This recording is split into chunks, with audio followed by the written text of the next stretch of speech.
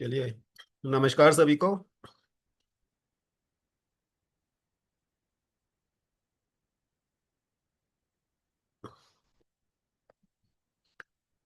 चलिए, good evening. आप सबका स्वागत है इस मीटिंग में। और आशा करता हूँ आप सब स्वस्थ होंगे और फॉलो कर रहे होंगे इंस्ट्रक्शंस को, जैसे जैसे आप सीख रहे हैं और हेल्थ कॉन्शियस भी हो रहे हैं। तो आज का बहुत ही कॉमन टॉपिक है, और आई थिंक ऐसा कोई भी नहीं होगा इस जगह की किसको थकान का महसूस ना हुआ हो। किसी ना किसी अवसर पे या किसी ना किसी हमारे दिन में भी कभी ना कभी हमें जरूर थकावट महसूस होती है। कई बार मुझे भी लगता है कि हॉस्पिटल से आके टायर्डनेस फील हो रही है और काम करने का मन नहीं कर रहा है और लेटने का ही मन करता है। तो ऐसा क्यों हो जाता है कि बार बार हमें थकान महसूस होती है? कई लोगों को तो मैं ओपीडी में भी देखता हूँ कि कई पेशेंट्स आते हैं कि मेन उनका कंप्लेंट ये रहता है कि वीकनेस बहुत ज़्यादा हो रहा है। कोई बीमारी नहीं भी है तो भी उनको वीकनेस फील होता रहता है। तो आइए इसी के बारे में आज जानेंगे कि क्यों इतना कॉमन है और हर कोई इसको फील भी करता है, और वीकनेस के साथ ही अपना दिनचर्या को कैरी ऑन करते रहते हैं। कोई इसमें मेजर सॉल्यूशन भी नहीं मिल पाता है, और फिर भी क्योंकि हमें लाइफ को तो लीड करना है, अपने सब काम को भी निपटाना है। और किस तरह से ऐसा करें कि हम अपनी वीकनेस को रिकवर जल्दी कर सकें, और इसको हम कैसे अवॉइड कर सकते हैं। तो हमेशा हम कई लोग तो हमेशा टायर्ड ही फील करते हैं कि थकान सुबह उठते ही उनको थकान महसूस होने लग जाती है। कई तो चलो ठीक है कि वर्क कर रहे हैं, एक्सर्शन कर रहे हैं, उसके बाद थकान तो हम सोच भी सकते हैं कि हो सकती है। पर सुबह उठते ही सोने के बाद भी एकदम टायर्डनेस फील हो रही है।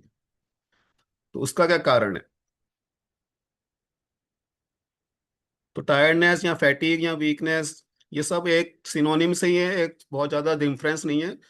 बट फैटीग थोड़ा सा लंबे समय तक फैटीग रहता है कि उस मसल्स में बिल्कुल ताकत ही नहीं है, लैक ऑफ एनर्जी, कुछ भी काम करने का मन नहीं कर रहा है, कुछ उठाने का मन नहीं कर रहा है।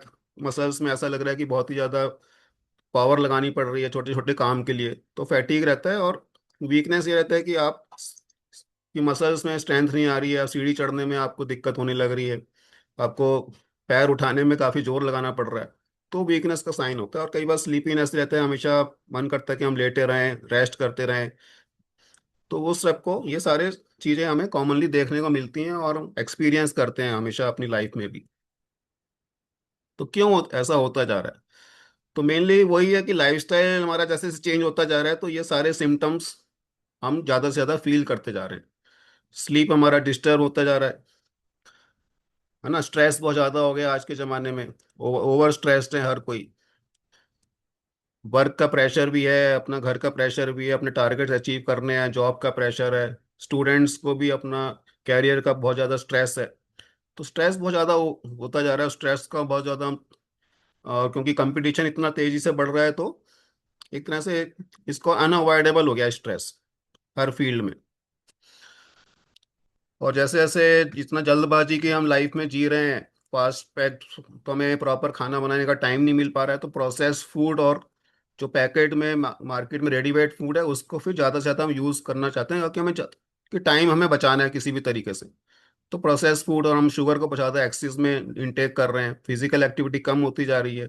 अपने काम में, अपने कैरियर में इतने बिजी हैं कि एक्सरसाइज करने का टाइम नहीं निकाल पा रहे हैं, है ना। रात को लेट हो जाते हैं सोने में, सुबह उठने में देर हो जाती है, और फिर एकदम ऑफिस भागना होता है। और गट हेल्थ हमारी पुअर होती जा रही है इन्हीं सभी कारणों से, और इसलिए न्यूट्रिशनल डेफिशिएंसीज बहुत ज़्यादा बढ़ती जा रही है। प्रॉपर न्यूट्रिएंट्स का एब्जॉर्प्शन नहीं हो पा रहा जो भी हम खाना खा रहे हैं।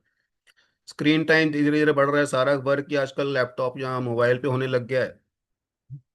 तो उसका भी बहुत ज़्यादा बढ़ने लग गया है, इसलिए मूवमेंट ही नहीं कर पाते। ये सारे फैक्टर्स हैं, और जिसके कारण हमारा एनर्जी क्राइसिस होता है, और हम टायर्ड फील करते हैं। और खाने को चीज़ें बहुत हैं, पर हम अंडर नरिश्ड हैं।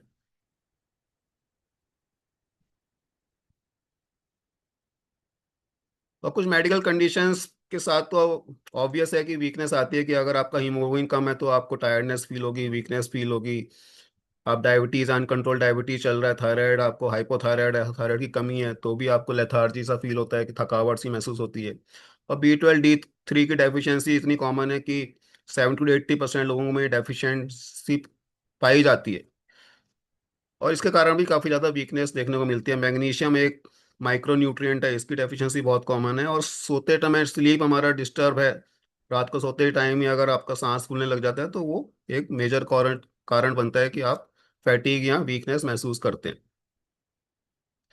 और कई बीमारियों के साथ तो ऑब्वियस है कि कोई वायरल इन्फेक्शन से रिकवर कर रहा है, या कोविड के बाद बहुत ज़्यादा लोगों को वीकनेस फील हुई, हम सब ने एक्सपीरियंस किया। डेंगू, टाइफाइड, निमोनिया इस ऐसी बीमारियों के साथ, या किसी की सर्जरी हुई है उसके बाद वीकनेस ऑब्वियस है, ये होना ही होना है। क्योंकि बॉडी में काफ़ी ज़्यादा वेस्टिंग हो जाती है, मसल हमारी वीक हो जाती है, हमारा मेंटल एपिटाइट कम हो जाती है। तो खाना पीना हमारा वैसे भी न्यूट्रिशन पहले से भी हमारा एब्जॉर्प्शन कम था, और हमारा एपिटाइट रिड्यूस हो गया, स्लीप हमारा डिस्टर्ब हो जाता है, और मसल वेस्टिंग होने के कारण वीकनेस बहुत ज़्यादा फील होने लगती है। कोई भी ऑपरेशन होता है तो हमारी बॉडी में इन्फ्लेमेशन बढ़ जाता है, तो कई बार एंटीबायोटिक्स या इतने सारे दवाइयाँ चलती हैं, उससे भी हमारा बॉडी का काफ़ी चीज़ें डिस्टर्ब होती हैं, काफ़ी मेटाबॉलिक फंक्शन डिस्टर्ब होते हैं, और फिजिकल एक्टिविटी भी कम हो जाती है। और हमारे जो मेन पावर हाउस है हमारा सेल का, वो माइटोकॉन्ड्रिया, वो भी बहुत ज़्यादा स्ट्रेस्ड आउट हो जाते हैं। इसलिए किसी भी बीमारी के बाद वीकनेस ऑब्वियस है, और मेनली यही कारण है कि बहुत ज़्यादा हम टायर्डनेस फील करते हैं। और फीवर डिसअपेयर हो गए हैं, आपकी इलनेस खत्म हो गई तो भी बॉडी को काफ़ी टाइम लगता है रिपेयर होने में। तो फैटीग या हमारा स्टेमिना बहुत कम है, ब्रेथलेस होने लग, कोई भी काम कर रहे हैं सांस फूलने लग गया, हैवीनेस फील हो रही है, हमारा ग्रिप नहीं बन रहा है, कोई भी काम करने में स्ट्रेंथ नहीं आ रही है, स्लीपीनेस सा फील होता है हमेशा, ब्रेन फॉग, हम कंसंट्रेट नहीं कर पा रहे हैं, ये सारे सिम्टम्स हमें देखने को मिलते हैं। तो कैसे हम एवेल्युएट करेंगे कि टायर्डनेस को? तो सबसे पहले तो हमें लाइफस्टाइल को ही चेक करना है कि हम लाइफस्टाइल को किस तरह से हम देख रहे हैं। स्लीप आपका पुअर है तो वो एक कारण हो सकता है, फूड में आपकी एपिटाइट कैसी है, स्ट्रेस बहुत ज़्यादा तो नहीं, एक्टिविटी किस कैसी चल रही है, और न्यूट्रिशन को हम चेक करेंगे कैसा खाना पीना चल रहा है। तो हम देखने को मिलता है कि ज़्यादातर लोग जब भी कोई बीमार होते हैं फ्रूट जूस वगैरह पी रहे हैं, मतलब कार्बोहाइड्रेट को बढ़ा देते हैं, या रेडीमेड जूसेस को खाना पीना शुरू कर देते हैं, और जो मेन जो हमारा न्यूट्रिएंट्स है प्रोटीन को, उसको बिल्कुल ही कम कर देते हैं। तो न्यूट्रिशन बहुत ज़्यादा लैक होने लगता है जैसे हम बीमार होने लगते हैं, प्रोटीन इंटेक कम हो जाता है, और इसलिए डेफिशिएंसीज और इंक्रीज होने लगती हैं, जिसके कारण वीकनेस बढ़ने लगता है। तो कुछ यूजफुल टेस्ट हैं, अगर फिर भी परसिस्ट कर रहा है आपका, नहीं करेक्ट हो रहा है ये सब करेक्ट करने के बाद भी, तो फिर डॉक्टर्स की भी जरूरत पड़ती है, और फिर कुछ टेस्ट से हम लगा सकते हैं क्यों इसका वीकनेस या फैटिक खत्म नहीं हो पा रहा है। तो सिंपल से शुगर, जो हार्मोनल, ये विटामिन B12 या D3 डेफिशिएंसीज जो कॉमन है उसका हम टेस्ट करा सकते हैं, शुगर लेवल को, या हीमोग्लोबिन के लिए CBC करा सकते हैं, और आयरन स्टडीज, आयरन डेफिशिएंसी बहुत कॉमन है, तो ये सारे कुछ टेस्ट से हम पता लगा सकते हैं कोई मेजर कॉज तो नहीं है वीकनेस का। तो आइए जानते हैं कि किस तरह से एनर्जी आती है बॉडी में। जैसे ऐसे हम सब लोग खाना खा रहे हैं और हम एयर से ऑक्सीजन को हम इनहेल कर रहे हैं, तो खाना हमारे इंटेस्टाइन में जाता है और ब्रेक डाउन हो जाता है। जैसे प्रोटीन जाएगा तो ब्रेक डाउन हो जाएगा अमाइनो एसिड्स में, कार्बोहाइड्रेट सिंपल शुगर में ब्रेक डाउन हो जाते हैं, और वो हमारे सर्कुलेशन में आके सेल के अंदर पहुंचते हैं। और ऑक्सीजन हमारा रेस्पिरेशन से जा रहा है, तो सेल के अंदर फूड के या खाना के और ऑक्सीजन के कम्बिनेशन से माइटोकॉन्ड्रिया, जो हमारे सेल का मेन ऑर्गेनिल रहता है, उसमें एनर्जी प्रोडक्शन होता है, ATP की फॉर्म में एनर्जी रिलीज होती है। तो हमारी वो करेंसी रहती है ब्लड। तो माइटोकॉन्ड्रिया हमारा ATP बनाता है हर सेल में, बॉडी के सेल में, इस तरह से हमारा खाना एनर्जी की फॉर्म में बनाता है। तो माइटोकॉन्ड्रिया क्या होते हैं? ये पावर हाउस होते हैं हर सेल के अंदर, और हर ऑर्गन्स में सेल रहते हैं उनके अंदर माइटोकॉन्ड्रिया रहते हैं, हम सबने पहले पढ़ा भी है। और ये ज़्यादा अबंडेंट होते हैं हमारी मसल्स के सेल्स में, ब्रेन में, हार्ट मसल्स में बहुत ज़्यादा ये पाए जाते हैं। और जितना ज़्यादा हमारा हेल्दी माइटोकॉन्ड्रिया रहेगा तो उतना ही हमारा एनर्जी लेवल अच्छा रहेगा। तो माइटोकॉन्ड्रिया के अंदर ही हमारा एनर्जी प्रोडक्शन होता है, ATP प्रोडक्शन होता है जो हमें एनर्जी देता है, और उसके लिए ऑक्सीजन और न्यूट्रिएंट की रिक्वायरमेंट होती है। और ये हमने देखा गया है कि हम अगर लाइफस्टाइल को इम्प्रूव करते हैं, फिजिकल एक्टिविटी एक्सरसाइज करते हैं, तो उससे हमारा माइटोकॉन्ड्रियल एफिशिएंसी भी बढ़ता है। और लाइफस्टाइल अगर हमारा डिस्टर्ब है तो माइटोकॉन्ड्रिया हमारा वीक होने लगता है, उसका एफिशिएंसी कम होने लगती है। अगर हमारा माइटोकॉन्ड्रियल हेल्थ ही अच्छा नहीं है तो हम लो एनर्जी फील करेंगे, ब्रेन फॉगिंग रहेगा हमारा, टॉलरेंस कम हो जाएगा, मसल वीकनेस फील होगी, रिकवरी में बहुत ज़्यादा टाइम लगेगा, और थकान बहुत ज़्यादा महसूस होती है। किन कारणों से माइटोकॉन्ड्रिया डैमेज होता है? वही जो फैक्टर्स हमने देखा है कि स्लीप हमारा डिस्टर्ब है, शुगर इंटेक बहुत ज़्यादा हो रहा है, स्मोकिंग ले रहे हैं, अल्कोहल ले रहे हैं, क्रॉनिक स्ट्रेस में हम जा रहे हैं, ये ओबिसिटी है जिसमें फैट में हमारा इन्फ्लेमेशन बॉडी में बढ़ जाता है। तो इन सब कारणों से हमारा माइटोकॉन्ड्रिया सेल के अंदर डैमेज होने लगता है, और इसलिए हमें एटीपी प्रोडक्शन डिक्रीज होता है, और फिर फैटीग या थकावट महसूस होती है। तो स्लीप अगर हम प्रॉपर लेंगे तो वो हमारे माइटोकॉन्ड्रिया को रिपेयर करने में हेल्प करता है। लेट नाइट जो हम स्क्रीन करते हैं, मोबाइल देख रहे हैं, लैपटॉप देख रहे हैं, वो भी हमारी स्लीप को हैम्पर कर रहा है, हमारी माइटोकॉन्ड्रियल हेल्थ को वो डिटोरिएट कर रहा है। तो इसलिए 7 to 8 आवर्स स्लीप, जो पहले मैंने पहले भी कहा था कि वो कंपलसरी है और नेसेसरी है रिपेयर के लिए। इसी तरह से फूड में भी हमें शुगर स्पाइक्स को अवॉइड करना है। जैसे हम हाई शुगर का इंटेक करते हैं तो हमारा इंसुलिन स्पाइक होता है, और जैसे इंसुलिन स्पाइक होगा तो वो शुगर को लेवल को नीचे लेके जाएगा, और जैसे शुगर क्रैश होगा, शुगर डाउन होगा, तो फिर हमें टायर्डनेस फील होगी, और फिर हमें क्रेविंग होती है, फिर थकावट महसूस होने लगती है। तो हमें शुगर स्पाइक को हमें ध्यान रखना है कि वो ना हो। और प्रोटीन सपोर्ट करता है मसल्स को भी, प्रोटीन अगर हम कार्बोहाइड्रेट खा लेते हैं तो शुगर स्पाइक्स को भी वो प्रिवेंट करता है। इसलिए हमें फ्रूट्स, वेजिटेबल, नट्स और होल फ्रूट को इंक्लूड करना है, और हाइड्रेशन को भी ध्यान रखना है कि पानी हम रेगुलर पीते रहें, कि हमारी बॉडी डिहाइड्रेट ना हो सके। और ये अक्सर हम देखते हुए हैं कि हम कोई बहुत लार्ज मील किसी पार्टी में हम खाना खा रहे हैं या बहुत ज़्यादा कार्बोहाइड्रेट खा रहे हैं, तो उसके बाद हमें थकावट सी महसूस होने लगती है, क्योंकि इंसुलिन स्पाइक होता है, वो शुगर को क्रैश करता है। और जैसी शुगर क्रैश होगी तो हमें फिर नींद आने लगेगी, या हमें स्लीपीनेस या थकावट महसूस होगी। तो इसलिए हमें बैलेंस्ड मील प्रोटीन के फाइबर के साथ लेंगे तो हमारा शुगर स्पाइक नहीं होगा, और सस्टेन रिलीज ऑफ एनर्जी हमें मिलता रहेगा। इसी तरह से हाइड्रेशन का बहुत इंपॉर्टेंट है, पानी हम रेगुलर लेते रहें। अगर पानी की कमी रहेगी तो फैटिक, डिजीनेस, कंसंट्रेशन पुअर रहेगा, हेडेक के चांसेस बहुत ज़्यादा बढ़ जाते हैं। और पानी की जगह हम टी कॉफ़ी ले रहे हैं तो वो भी एक डिहाइड्रेशन का कारण रहता है। कई बार हमें लगता है कि थकावट हो रही है तो चाय या कॉफ़ी का हम बहुत ज़्यादा प्रयोग करने लगते हैं। एनर्जी ड्रिंक्स भी आजकल मार्केट में आ रहे हैं कि जिससे एकदम इंस्टेंट हमें एनर्जी मिलती है। थोड़ा बहुत वो हमें एनर्जी देते तो हैं, कैफीन हमें एनर्जी तो देता है, पर वो फ्यूचर को उससे बोरो कर लेता है। मतलब कि जो आपको रात को नींद आनी थी वहां से एनर्जी आपने तभी ले ली, तो पूरा आपका स्लीप डिस्टर्ब हो जाएगी, उस टाइम फिर आपको प्रॉब्लम हो जाएगी, एंग्जाइटी आपका रहेगा, डिपेंडेंसी स्टार्ट हो जाती है कि चाय के बगैर हम रह नहीं पाते, है ना, क्रेविंग होने लग जाती है। और तो ये सारे फैक्टर्स एक एडिक्टिव होते हैं, और हमारे एनर्जी क्रैशेस को बढ़ाते हैं। और शॉर्ट टर्म बस आपको बेनिफिट लगेगा, पर लॉन्ग टर्म में हमें नुकसान देते हैं। तो इसलिए इसको हमें अवॉइड करने और सिंपल प्लेन वाटर को अपनाना है। और बेस्ट फूड वही है सस्टेन एनर्जी के लिए, कि हाई प्रोटीन जिसमें एग, दाल आ गए, पनीर, नट्स, फ्रूट्स को हमें इंक्लूड करना है। और excessive sugar, package food, T, biscuit जैसी चीज़ों को हमें कम से कम यूज़ करना है। फिर नेक्स्ट आता है मसल्स। और मसल लॉस बहुत ही कॉमन है, सीडेंट्री जॉब रहता है, कोई फिजिकल एक्टिविटी नहीं है, तो हमारा मसल धीरे धीरे वेस्टिंग होता है। एजिंग हो रही है तो हमारी मसल वेस्टिंग हो रही है। प्रोटीन इंटेक हुआ है तो हमारा मसल डिटोरिएट होता जा रहा है। और ये बीमारी के बाद तो मसल ब्रेकडाउन होता ही होता है। तो कैसे मसल लॉस को प्रिपेयर करेंगे? वही अपना ग्लूकोज कंट्रोल को फिक्स करना है। और जैसे जैसे मसल को, वही हमने कहा कि एक्सरसाइज करना है, और वही स्ट्रेंथ ट्रेनिंग, आप हफ्ते में 2 बार स्ट्रेंथ को जरूर ट्रेनिंग को अपनाइए, जिससे आपका मसल का स्ट्रेंथ इंप्रूव होगा। सिर्फ वॉकिंग से ठीक है, स्टेमिना आपका बढ़ेगा, पर इवन मसल्स मास को बढ़ाने के लिए हमें कुछ ना कुछ पुशअप्स या स्क्वाट्स लगा सकते हैं, या आप स्ट्रेंथ, ये जो हमारे बैंड रहते हैं, रेजिस्टेंट बैंड की एक्सरसाइज कर सकते हैं, जिससे हमारा मसल बिल्डअप होता है।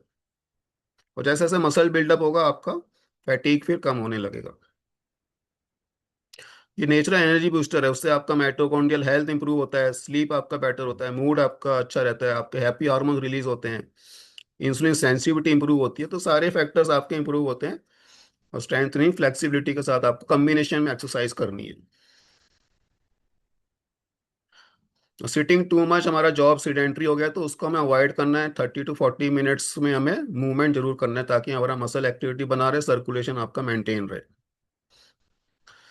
इसी तरह से स्ट्रेस जो लेवल है उसको हम किस तरह से कम कर सकते हैं, हमें ही उसका फिगर आउट करना है, किस तरह से अपने मेंटल लेवल को, स्ट्रेस को हम कम कर सकते हैं।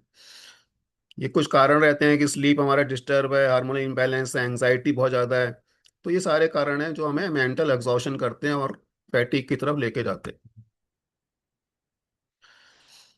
तो एनर्जी बूस्टिंग जो हैबिट्स सिंपल ही है कि हमें डेली वॉकिंग को मेंटेन रखना है, मॉर्निंग सनलाइट हमें लेना है ताकि हमारा विटामिन डी सिंथेसिस और बॉडी के अंदर, प्रोटीन रिच ब्रेकफास्ट करिए, ब्रेकफास्ट में हमें कार्बोहाइड्रेट को कम रखना है, प्रोटीन को ज़्यादा रखना है, हाइड्रेशन को मेंटेन रखना है, और मसल स्ट्रेंथ की कुछ एक्सरसाइज हफ्ते में 2 या 3 दिन आप करते रहिए, और स्लीप का एक रेगुलर शेड्यूल बनाइए। फिर आगे बात करते हैं, काफ़ी आजकल चर्चा में है कि सप्लीमेंट्स का क्या रोल है थकावट को दूर करने में, या कई लोग इसका सहारा भी लेते हैं। तो कुछ बेसिक जो मैं सप्लीमेंट की बात करूंगा, कोएंजाइम Q10 एक बहुत ही इंपॉर्टेंट, एक तरह से को फैक्टर और एक हमारा एंटीऑक्सीडेंट की तरह ये सप्लीमेंट है जो माइटोकॉन्ड्रिया को एनर्जी देने में हेल्प करता है। तो हार्ट ब्रेन जो मसल्स में जिसमें सबसे ज़्यादा माइटोकॉन्ड्रिया की एक्टिविटी को चाहिए होता है, तो इनके फंक्शन को इंप्रूव करने में कोएंजाइम Q10 का बहुत बड़ा रोल है। किसी इलनेस के बाद रिकवरी आप कर रहे हैं तो आप कोएंजाइम Q10 का सप्लीमेंट ऐड कर सकते हैं अपने थोड़े टाइम के लिए, जो आपको इंस्टेंट एनर्जी भी देगा और आपका रिकवरी में काफ़ी ज़्यादा बेनिफिशियल रहेगा। फिर सेकंड सप्लीमेंट आता है मैग्नीशियम। ये भी एनर्जी प्रोडक्शन में इसका बहुत बड़ा रोल है। तो मैग्नीशियम हमारा बहुत सारे एंजाइमिक रिएक्शंस को बॉडी के अंदर कैरी आउट करता है, और एटीपी सिंथेसिस में भी इसका बहुत बड़ा रोल है। अगर ये डेफिशिएंट है हमारी डाइट में या किसी भी कारण से, तो इससे हमारे मसल्स क्रैम्प और पुअर स्लीप, एंजाइटी सब रहती है। तो स्लीप डिस्टर्ब का एक मेन कारण मैग्नीशियम डेफिशिएंसी भी है, तो इसको हम इंक्लूड कर सकते हैं अपनी डाइट में। बी विटामिन हमारे धीरे धीरे कम होने लगते हैं किसी भी इलनेस के बाद, या हमारा न्यूट्रिएंट एब्जॉर्प्शन पुअर होता है, तो इसको हम इंक्लूड करेंगे तो ये भी हमारे एनर्जी प्रोडक्शन में हेल्प करते हैं। एल कार्निटिन एक अच्छा सप्लीमेंट है जो हमारे माइटोकॉन्ड्रिया को हेल्प करता है, जिसमें फैट से एनर्जी प्रोडक्शन में हेल्प करता है।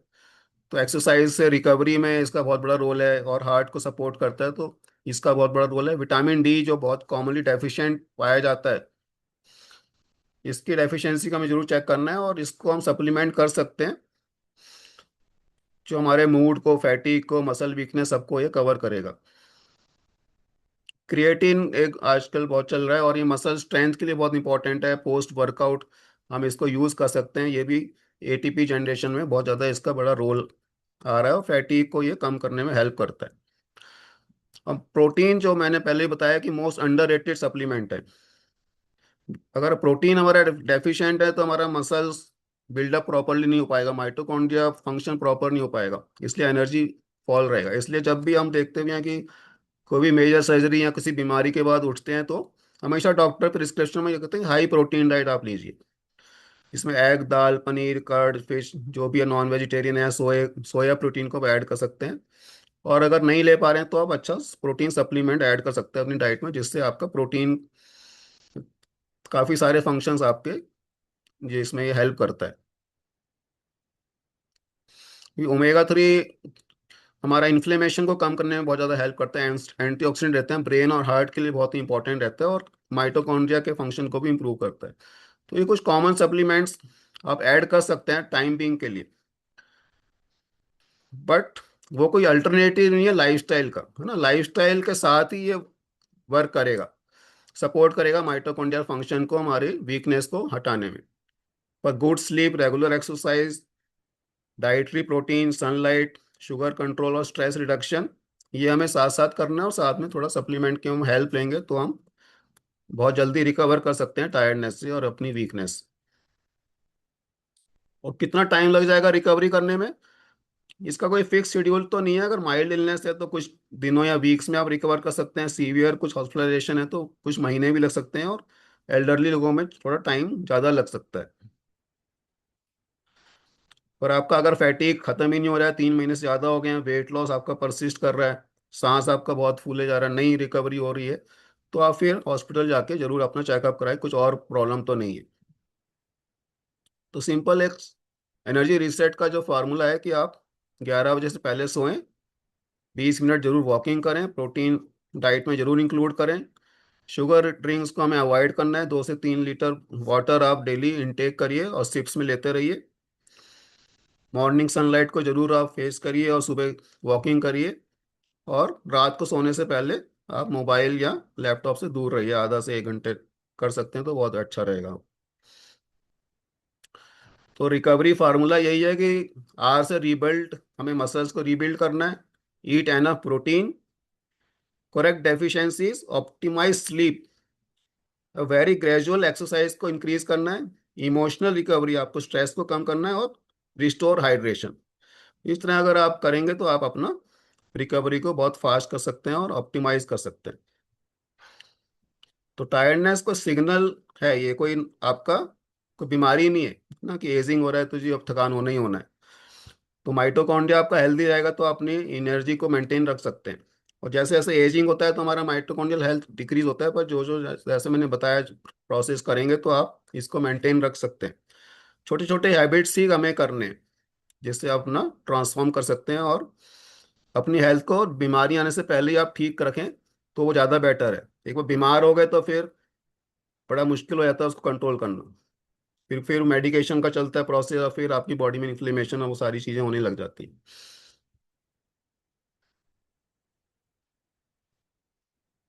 तो यही मैं आपको बताना चाह रहा था कि छोटे छोटे स्टेप्स हैं और सारे इंटर रिलेटेड हैं बॉडी के अंदर।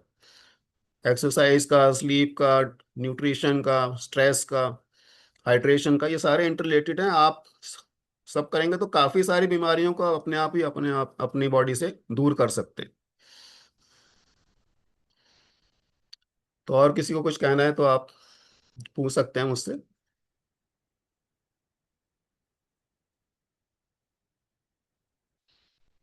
यस अनुज।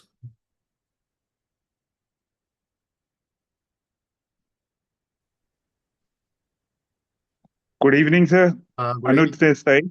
Yes yes. मैं ये पूछना चाह रहा था, ये मैग्नीशियम के जो सप्लीमेंट्स हैं, ये कितने इफेक्टिव हैं, और साथ में इनको किस टाइम लेना बेटर रहता है if you want to have good muscle recovery after workout. मैंने सुना है कि मैग्नीशियम के सप्लीमेंट्स लेने से आपकी मसल रिकवरी के टाइम पे आपको काफ़ी हेल्प मिलती है, और साथ में स्ट्रेस को भी रिड्यूस करने में और अच्छी साउंड स्लीप के लिए भी ये एक अच्छा सप्लीमेंट है। तो अगर इसको लेना चाहें तो ये किस टाइम पे आपको लेना चाहिए? नहीं, मैग्नीशियम एक अच्छा सप्लीमेंट है और स्लीप के लिए बहुत इंपॉर्टेंट है जैसे आप बता रहे हैं मसल रिकवरी में। तो हाँ मॉर्निंग जी। Time I think is best time for any supplement to take. तो उसमें न्यूट्रिएंट एब्जॉर्प्शन आपका अच्छा रहता है। मॉर्निंग का time after breakfast you can take. Okay. Thank you. Okay अनुज।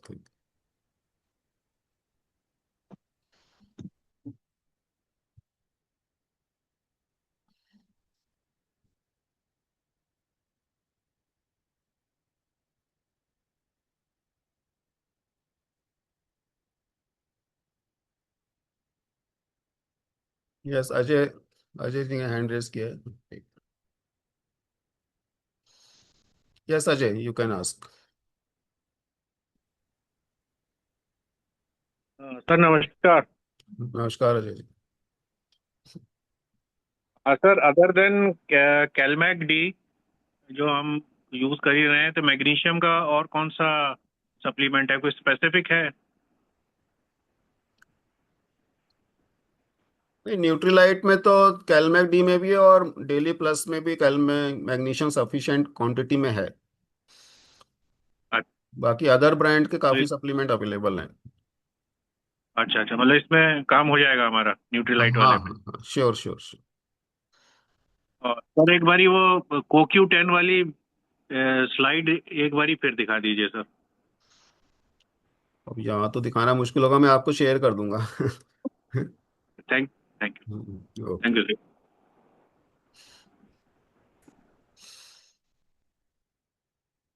चलिए फिर, थैंक यू वेरी मच आप सबका पेशेंस हेयरिंग के लिए। और अपनी हेल्थ को मेंटेन रखिए और आगे बढ़ते रहिए, है ना।